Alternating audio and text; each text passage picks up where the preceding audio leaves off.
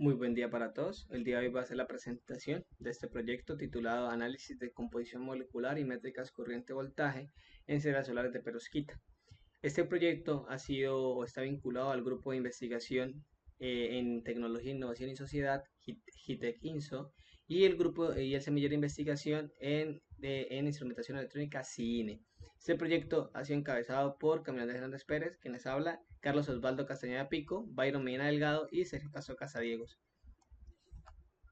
Este proyecto, se basa en celdas solares de perovskita. La perovskita es un compuesto encontrado en suelo ruso que se encuentra en la corteza terrestre, que tiene una estructura o una composición de calcio, titanio y oxígeno 3, ¿sí? Dentro de esa estructura molecular, o lo que nos importa de este compuesto, es su estructura, ya que esta estructura molecular nos brinda cristales semiconductores que pues nos acoplan se acoplan muy fácilmente a la teoría de semiconductores que se usa en las células solares de tercera generación. Cabe resaltar pues que esta composición molecular se basa en los tres compuestos o tres átomos que son el catión A, catión B y el anión C. Luego tenemos como objetivo general de este proyecto es aplicar un análisis exploratorio de los datos de las variables moleculares de células solares de perovskita. Entonces lo primero que tenemos es seleccionar las variables del conjunto de datos que estamos trabajando, que es el conjunto de datos de perovskita database.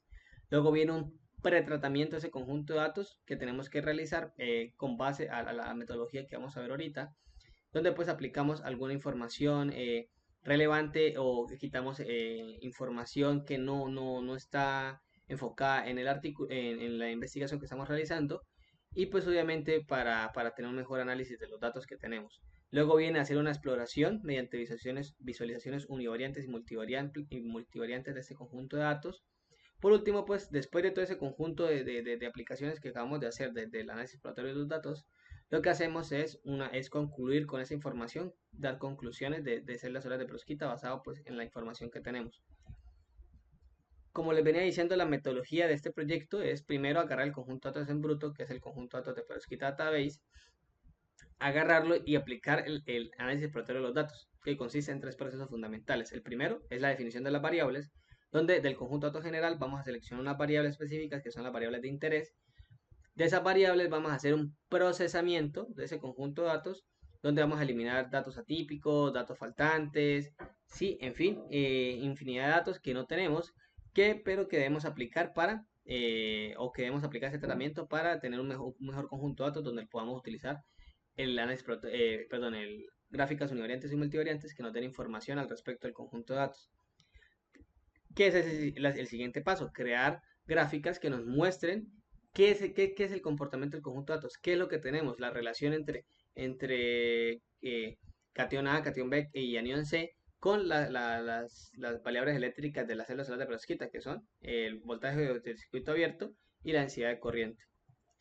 Entonces, como primer paso viene la declaración de las variables, ¿cierto? Entonces, como veníamos diciendo, el conjunto de datos de Perovskite Database nos presenta 410 variables de 42.000 celdas y 16.000 artículos, de los cuales, pues, tienen muchísimas variables enfocadas a la estructura de la celda, pasos en la fabricación de la celda. Sin embargo, lo que vamos a hacer es nosotros agarrar de esa estructura de la celda, agarrar las variables que se enfocan en la estructura molecular de la perovskita, de la capa de perovskita, que como lo veníamos diciendo anteriormente son los cationes A, B y C, que en este caso pues vemos el catión A en el centro de la estructura cristalina de la perovskita, que es el catión azul, y también vemos el catión B, que es el catión que está en el centro del rombo, que es de color dorado, y también tenemos los cationes C, que son los cationes que están alrededor de los rombos, con color negro.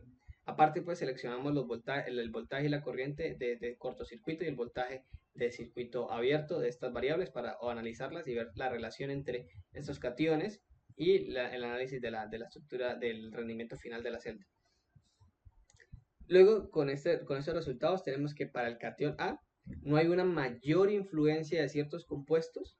Sin embargo, vemos que existe una predominancia con los cationes formaldehído, metaldehído y cesio, ya que los tres presentan grandes variaciones. Sin embargo, el catión de metaldehído tiene primero más uso, y eso que nos traduce que en su aplicabilidad es mayor, ¿sí?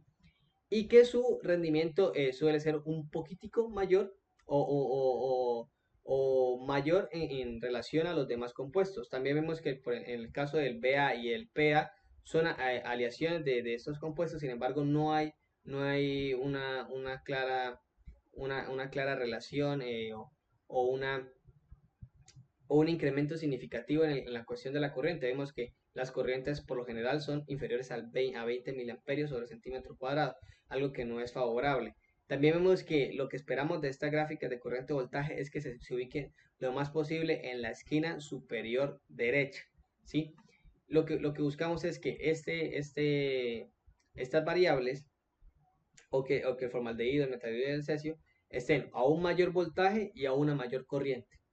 Entonces, ya que teniendo en cuenta esto, pues vemos que de estos tres átomos, el que mejor rendimiento tiene, por muy poco le gana al cesio y al formaldehído, es el metaldehídio. Entonces, para el cation A tenemos que el metaldehídio es uno de los mejores compuestos que tenemos en este cation.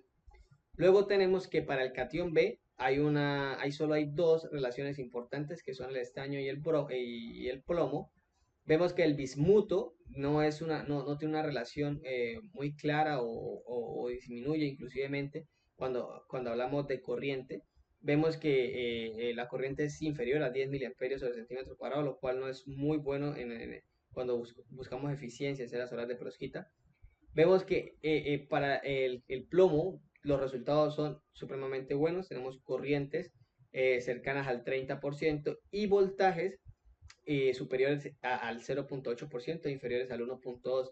Eso claramente nos indica que el plomo es uno de los mejores compuestos cuando hablamos de relaciones en cuanto a la eficiencia de corriente-voltaje o en cuanto a las métricas corriente-voltaje. Sin embargo, pues el plomo tiende a ser un poco contaminante, perdón, tiende a ser contaminante. Por lo tanto, pues esta búsqueda de alternativas, probablemente una de ellas sería el estaño, que nos da muy buenas corrientes, sin embargo, pues los voltajes disminuyen un poquito. Sin embargo, pues nos tiende a dar unas eficiencias similares a la del plomo. Por lo tanto, pues sería una alternativa a buscar en el caso de utilizar plomo. Y también pues vemos que la facilidad de utilizar plomo es mayor, ya que vemos que la gráfica de barras indica que el plomo es uno de los elementos más usados dentro del conjunto de datos. Por lo tanto, pues existe una clara dominancia por parte del plomo en cuanto al estaño y al bismuto. También tenemos que para el cation C no hay un claro ganador en cuestión de voltaje y eficiencia, de voltaje y corriente. Por lo tanto, pues concluimos de que no existe una relación de este cation. Sin embargo, el bromo ha sido usado un poquito para temas de fill factor. Probablemente pues sea ganador en este caso por esa situación. Sin embargo, pues vemos que el yodo es de fácil implementación. Sin embargo, pues cualquiera de los dos elementos se tiende a considerar buenos en la fabricación de esas solares de perovskita. Estos resultados nos llevan a 5 conclusiones principales. La primera es que dentro de las configuraciones que encontramos de celdas solares de perovskita, las más comunes son metaldehído, plomo y yodo 3, que se considera como celda maple o se le denomina celda maple. Tenemos formaldehído, plomo y yodo 3. Luego tenemos también metaldehído, plomo y bromo 3. Y lo mismo para el cesio, plomo y yodo 3. Estas son las celdas más usadas dentro del conjunto de datos, las más comunes. Y vemos que para el cation A también está el metaldehído, el formaldehído y el cesio. Y también vemos que el plomo y el yodo, el plomo es el claro dominante dentro de estas celdas solares de perovskita. Y vemos que tanto el yodo como el bromo se suele utilizar en celdas solares. Esas celdas solares y que tienen pues eficiencias prometedoras para este tipo de celdas solares. También vemos que para el cation A, el claro ganador es el metaldehído junto con el formaldehído y el cesio en cuanto a las métricas corriente-voltaje, ya que son pues muy similares. Sí, y también nos concluye que el PA y el PEA son compuestos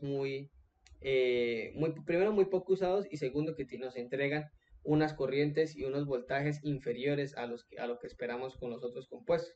Por lo tanto, pues dentro de esa composición agregamos el cesio, el formaldehído y el metaldehído a esta dominancia en el cation A y que pues, nos da una mayor eficiencia en cuanto a la análisis de esta celda solar de perovskita. Luego tenemos como tercero el desempeño del catión B, donde vimos que hay un claro dominante, que es el plomo, donde obviamente pues tenemos mayores voltajes y mayores corrientes, lo que traduce pues a una mayor eficiencia. Sin embargo, se tienen que buscar unas alternativas a este compuesto, ya que pues el plomo es altamente contaminante. Por lo tanto, pues el estaño puede ser un claro sucesor a este compuesto.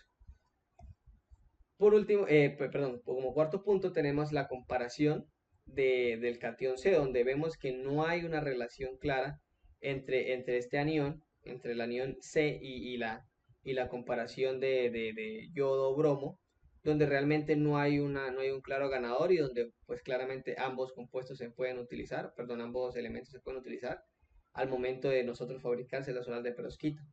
Esto nos lleva al quinto punto, el cual que para la recomendación de fabricación de celdas solares de perovskita, tenemos que, obviamente, si buscamos eficiencia en celdas solares de perovskita, debemos enfocarnos en la fabricación de celdas solares de metaldehído, ¿sí? Ya que pues es un claro ganador, bueno, un claro no, un ganador por poco del formaldehído y del cesio, y el plomo pues sí es un claro ganador en cuanto a eficiencia. Sin embargo, pues en el caso del anión C, el yodo o el bromo pueden ser útiles en estos casos. Por lo tanto, pues vemos que esas dos celdas, en la celda Maple, que es una de las más usadas, el metaldehído, el plomo y el bromo 3 también pues suelen ser unas celdas importantes en este conjunto de datos y que pues se recomienda su fabricación para alcanzar una mayor eficiencia en el conjunto de datos o para alcanzar una mayor eficiencia en la celda solar final de fabricación. Entonces, esto sería todo. Aquí tenemos algunas referencias de esta investigación. Y por último, sería darle las gracias.